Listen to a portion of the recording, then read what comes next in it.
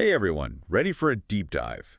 Today we're tackling something we all deal with, like every single day, money. Money, money, money. Always on our minds. Yeah, but this isn't your typical budgeting advice or investment strategy deep dive.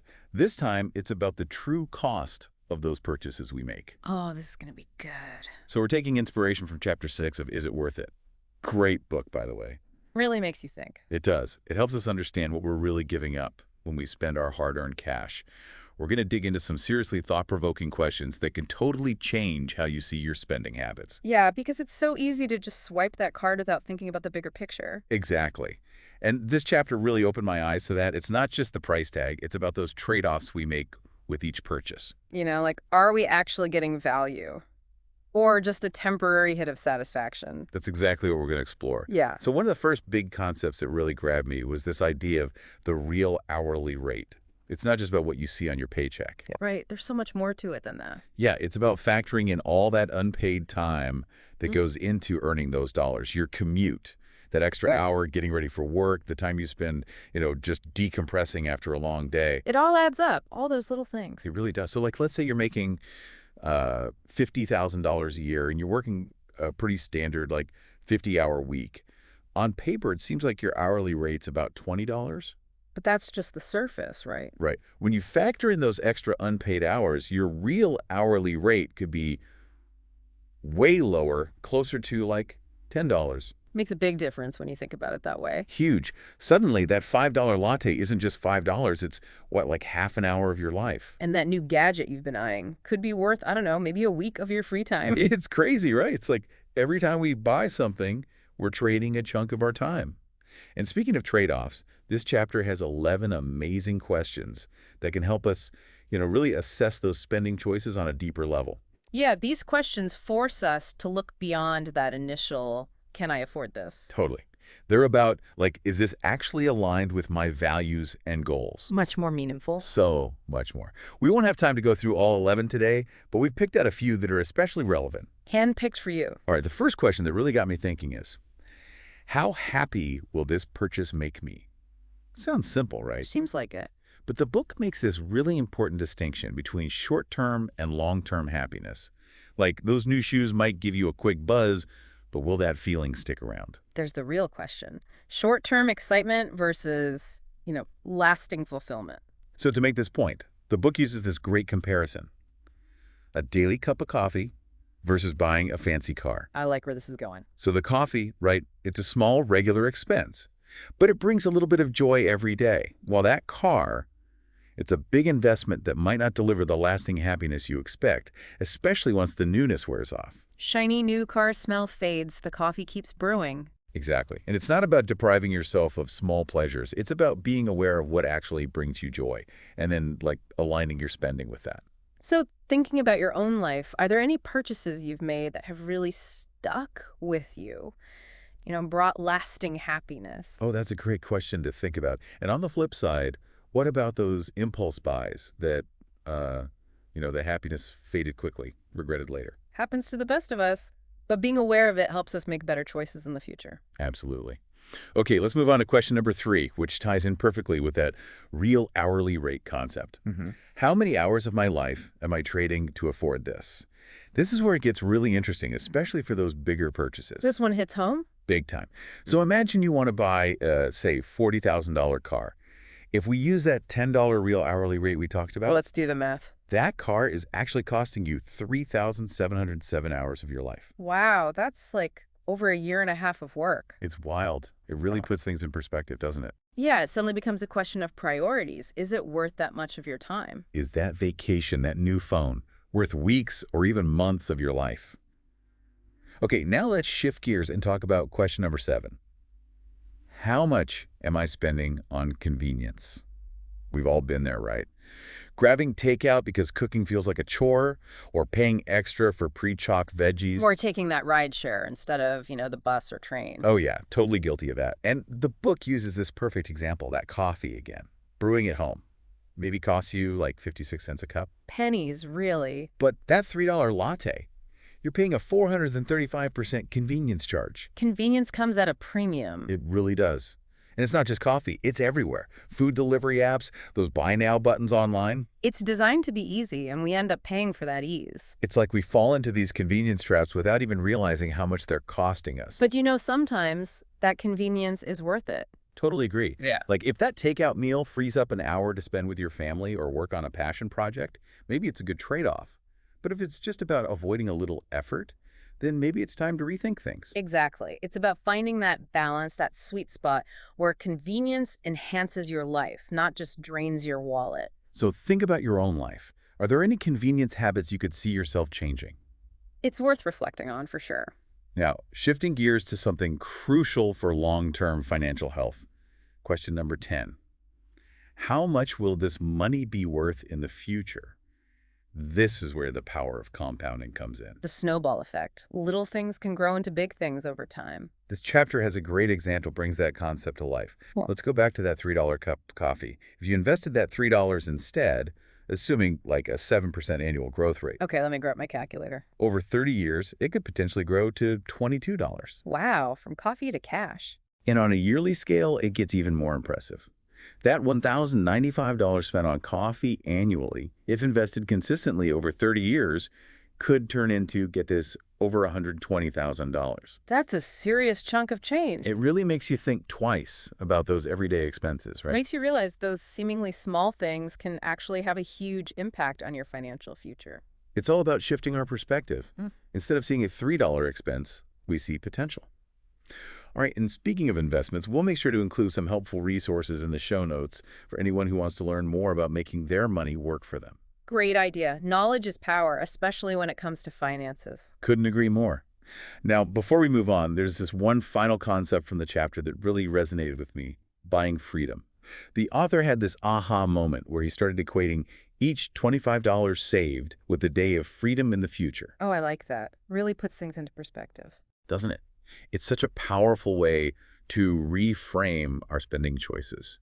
Instead of feeling like you're depriving yourself, it's like you're actively building a future with more choices, more freedom. It's like you're literally buying back your time and freedom with every dollar you save. That's exactly it.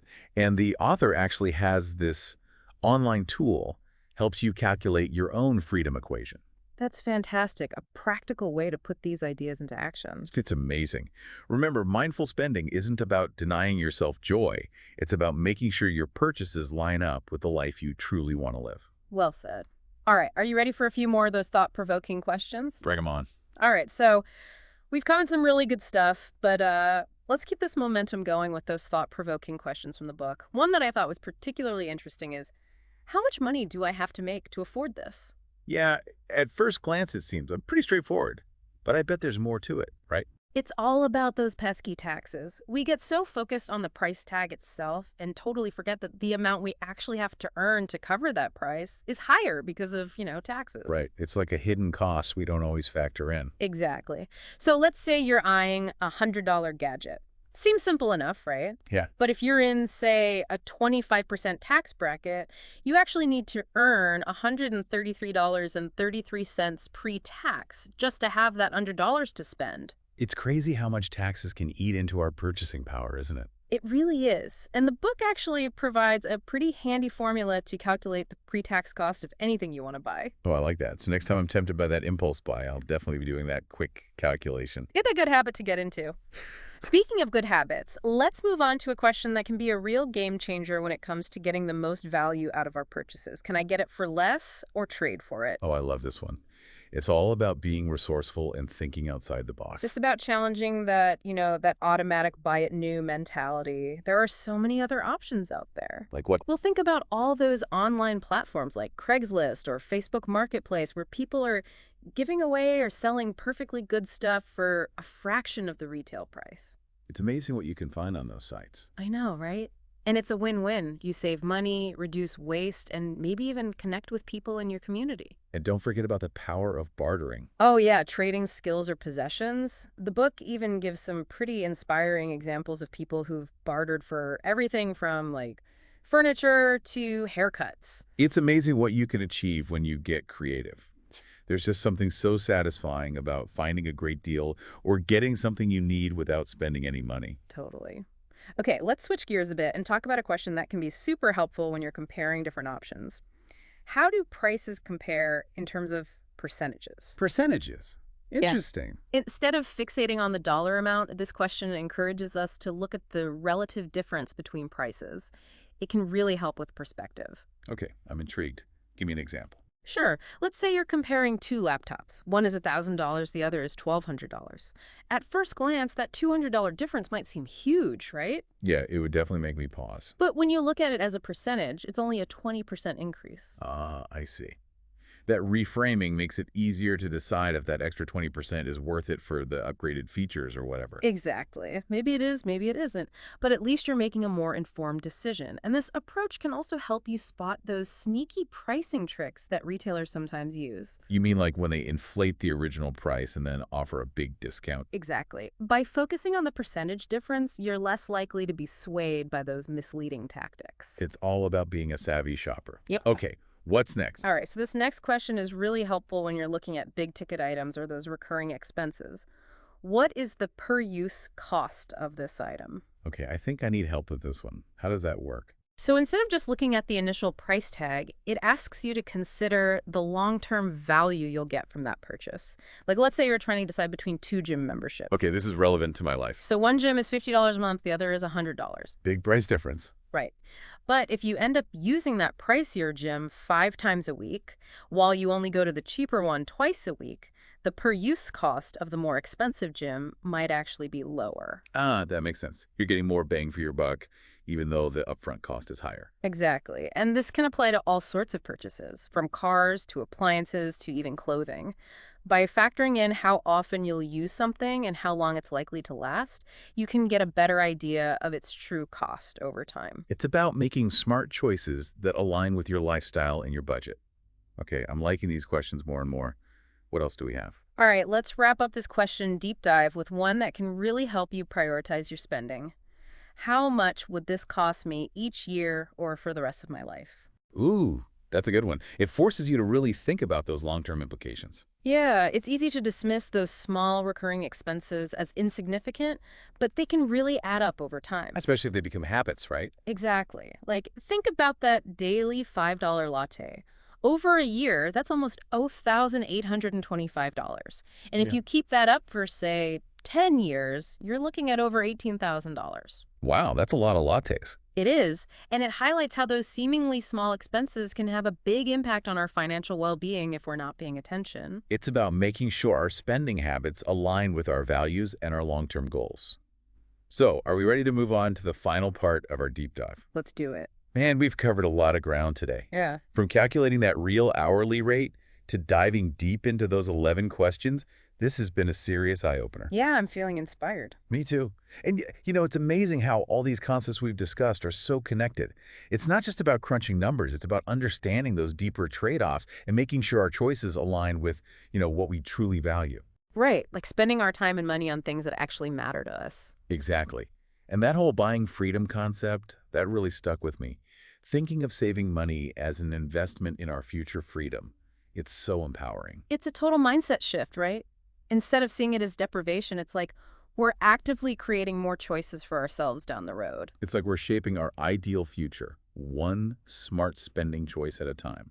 And remember, even those small tweaks to our habits can have a huge impact over time. It's not about being perfect, it's about making progress. Progress over perfection. Yeah. I love that. And for anyone feeling motivated to put these ideas into action, don't forget to check out the show notes. We've got tons of resources, including that real hourly rate calculator we talked about. Yeah. It's a great tool to visualize how much time you're trading for those purchases. And, we'd love to hear from you. What resonated with you the most? What steps are you planning to take to become a more mindful spender? Hit us up on social media. Share your thoughts and questions. We're always up for a good money conversation. Absolutely. Let's keep this conversation going. Until next time, remember, financial freedom is within reach. It just takes a little awareness and intention. Thanks for joining us on this deep dive.